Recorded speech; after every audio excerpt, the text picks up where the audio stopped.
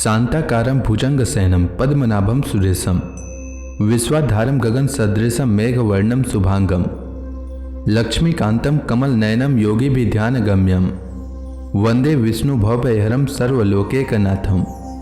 मंगलम भगवान विष्णु मंगलम गरुड़ध्वज मंगलम पुंडरीकाक्ष मंगलाय तनोहरि।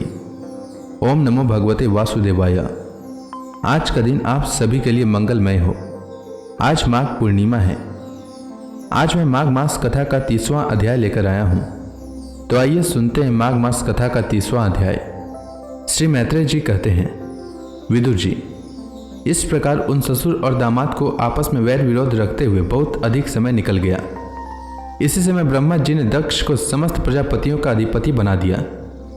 इससे उसका गौरव और भी अधिक बढ़ गया। उसने भगवान शंकर आदि ब्रह्मनिष्ठों को यज्ञ भाग न देकर उनका तिरस्कार करते हुए पहले तो वाजपेय यज्ञ किया और फिर बृहस्पतिश्वर नाम का महायज्ञ आरंभ किया। उन यज्ञोत्सव में सभी महर्षि, ब्रह्मर्षि, देवर्षि, पितर, देवता आदि अपनी अपनी पत्नियों के सहित पधारे। उन सब ने मिलकर वहां मांगलिक कार्य संपन्न किए और दक्ष के द्वारा उन सब का स्वागत सत्कार किया गया। उस समय आकाश मार्ग से जाते हुए देवता आपस में उस यज्ञ की चर्चा करते जाते थे। उनके मुख से दक्ष कुमारी सती ने अपने पिता के घर होने वाले यज्ञ की बात सुन ली।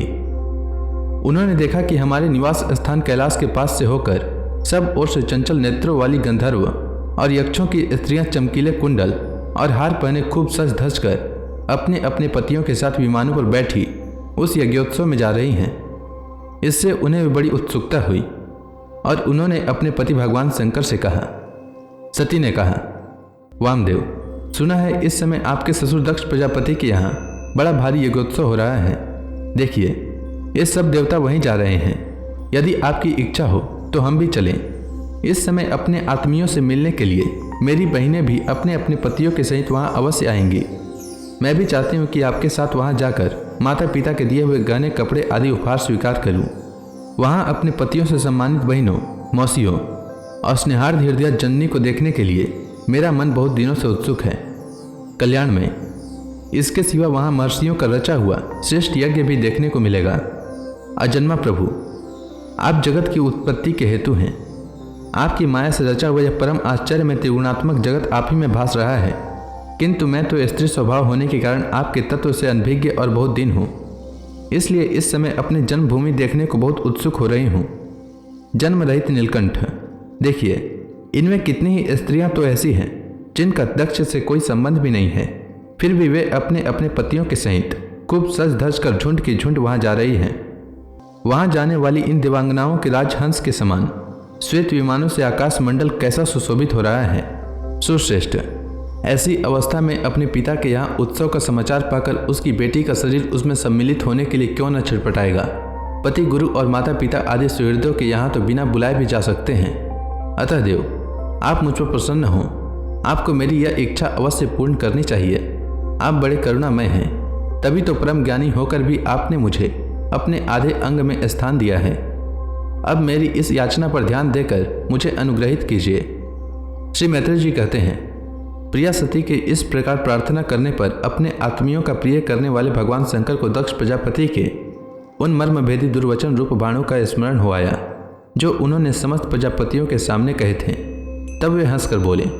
भगवान शंकर ने कहा, सुंदरी, तुमने जो कहा है कि अपने बंधु जन के यहाँ बिना बुलाए भी जा सकते हैं, सो तो ठीक ही है, किंतु ऐसा तभी करना चाहिए जब उनकी दृष्टि अतिशय प्रबल देहाभिमान से उत्पन्न हुए मद और क्रोध के कारण द्वेष दोष से युक्त न हो गई हो। विद्या, तप, धन, सुदृढ़ शरीर, युवावस्था और उच्च कुल, इच्छा सत्पुरुषों के तो गुण हैं, परंतु नीच पुरुषों में यही अवगुण हो जाते हैं, क्योंकि इनसे उनका अभिमान बढ़ जाता है और दृष्टि दोष युक्त हो जाती है एवं विवेक शक्ति नष्ट हो जाती है। इसी कारण वे महापुरुषों का प्रभाव नहीं देख पाते। इसी से जो अपने यहाँ आए हुए पुरुषों को कुटिल बुद्धि से भौं चढ़ाकर रोष भरी दृष्टि से देखते हैं, उन अवयव स्थित चित्त लोगों के यहाँ ये हमारे बंधु हैं ऐसा समझकर कभी नहीं जाना चाहिए। देवी, शत्रुओं के बाणों से बिंध जाने पर भी ऐसी व्यथा नहीं होती जैसे अपने कुटिल बुद्धि स्वजनों के कुटिल वचनों से होती है, क्योंकि बाणों से शरीर छिन्न भिन्न हो जाने पर तो जैसे तैसे निद्रा आ जाती है, किंतु कुवाक्यों से मर्म स्थानविद हो जाने पर तो मनुष्य हृदय की पीड़ा से दिन रात बेचैन रहता है। सुंदरी, अवश्य ही मैं यह जानता हूँ कि तुम परमोन्नति को प्राप्त हुए दक्ष प्रजापति को अपनी कन्याओं में सबसे अधिक प्रिय हो।